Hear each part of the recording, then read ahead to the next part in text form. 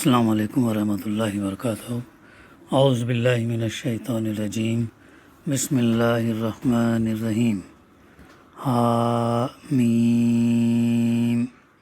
والکتاب المبین، انا انزلناہ فی لیلۃ مبارکۃ انا کنا منذرین فیہا یفرق کل امر حکیم امرا من عندنا انا کنا مرسلین رحمتا من ربک انہ هو السمیع العلیم۔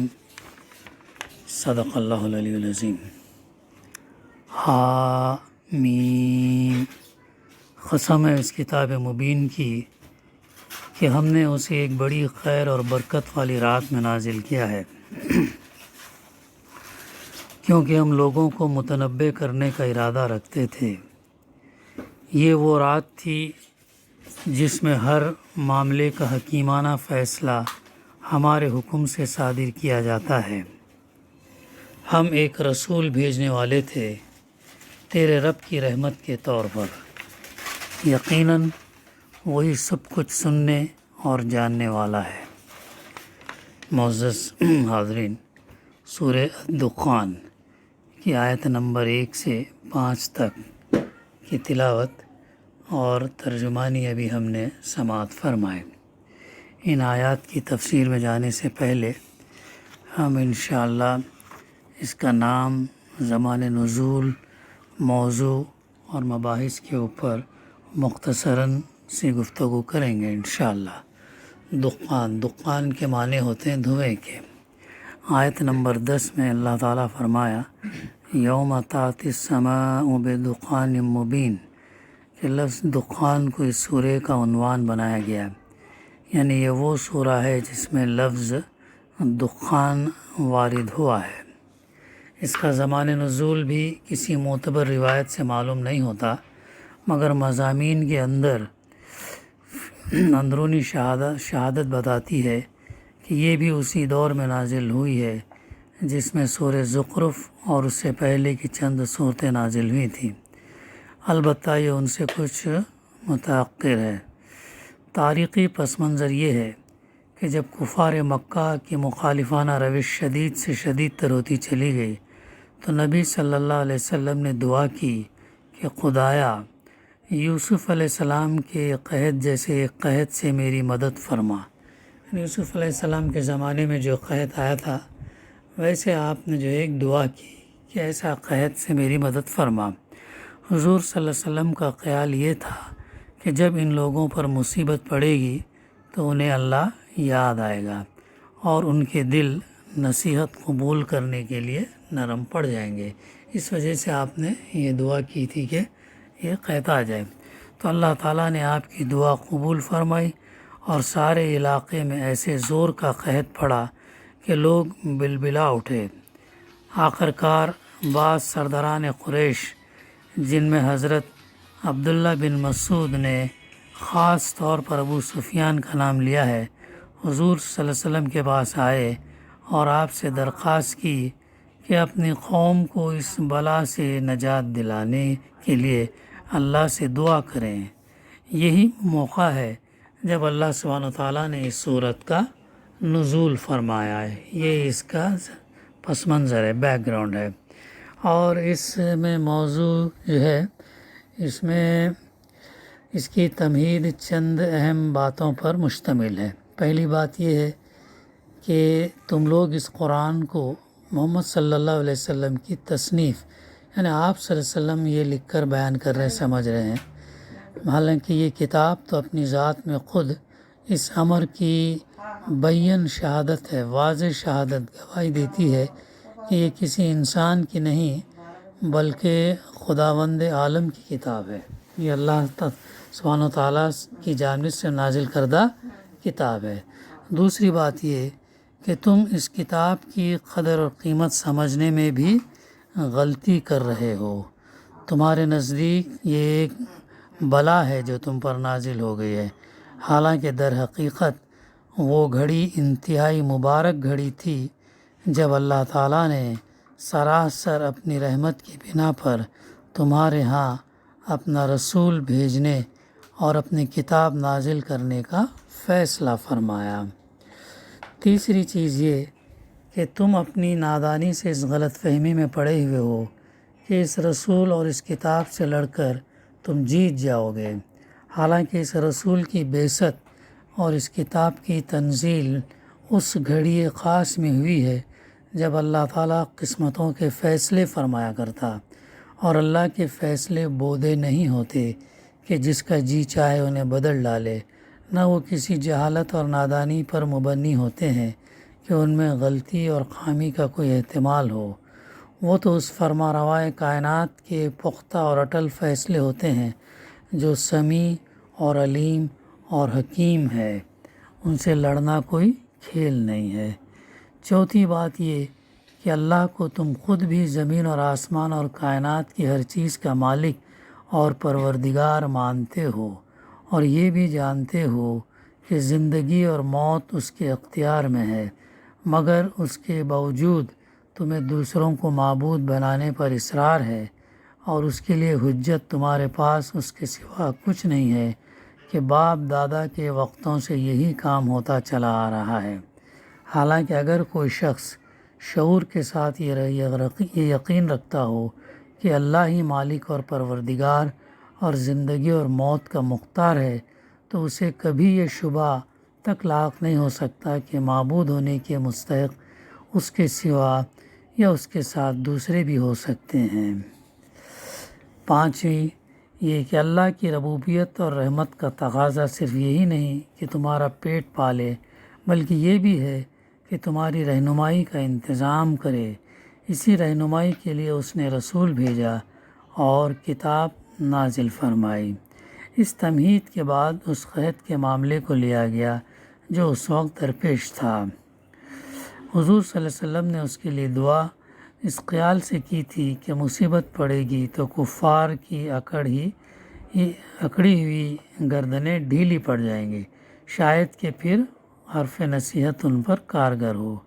یہ توقع اس وقت کسی حد تک پوری ہوتی نظر آ رہی تھی، کیونکہ بڑے بڑے ہیکڑ دشمنان حق کال کے مارے پکار اٹھے تھے کہ پروردگار یہ عذاب ہم پر سے ٹال دے تو ہم ایمان لے آئیں گے، یعنی یہ قحط پڑنے کے بعد ان کا یہ تھا۔ اس پر ایک طرف نبی صلی اللہ علیہ وسلم سے فرمایا گیا کہ ایسی مصیبتوں سے یہ لوگ کہاں سبق لینے والے ہیں۔ انہوں نے جب اس رسول کی طرف سے منہ موڑ لیا جس کی زندگی سے، جس کے کردار سے اور جس کے کام اور کلام سے علانیہ ظاہر ہو رہا ہے کہ وہ یقیناً اللہ کے رسول ہیں، تو اب محض یہ قحط ان کی غفلت کیسے دور کر دے گا؟ دوسری طرف کفار کو مخاطب کرتے ہوئے ارشاد ہوا کہ تم بالکل جھوٹ کہتے ہو کہ یہ عذاب تم پر سے ٹال دیا جائے تو تم ایمان لے آؤ گے۔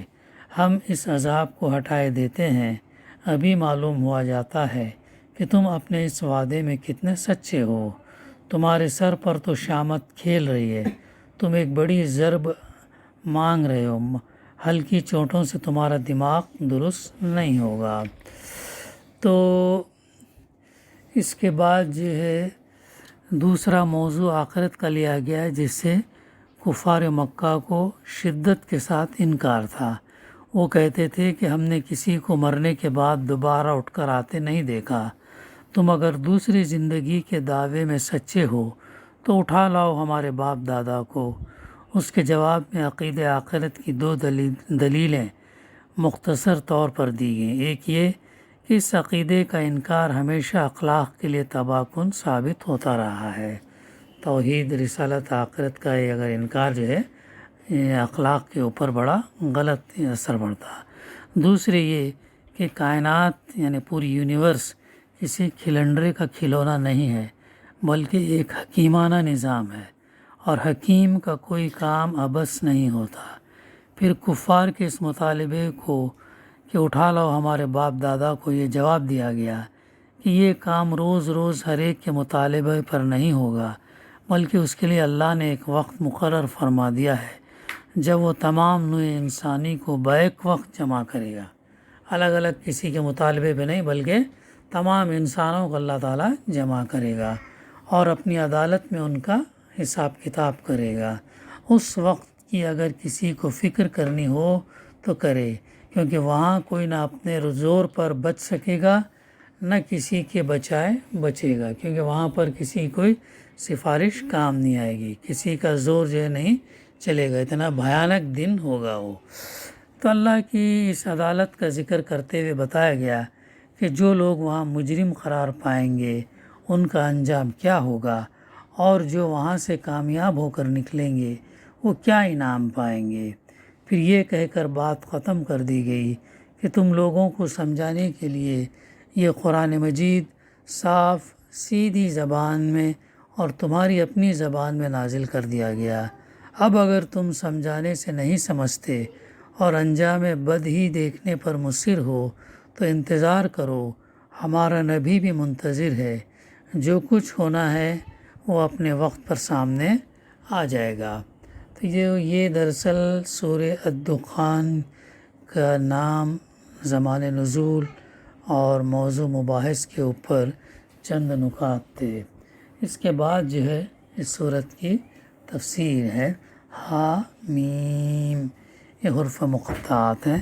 والکتاب المبین، قسم ہے اس کتاب مبین کی کہ ہم نے اسے انا انزلناہ فی لیلۃ مبارکہ انا کنا منذرین، ہم نے اسے ایک بڑی خیر اور برکت والی رات میں نازل کیا ہے۔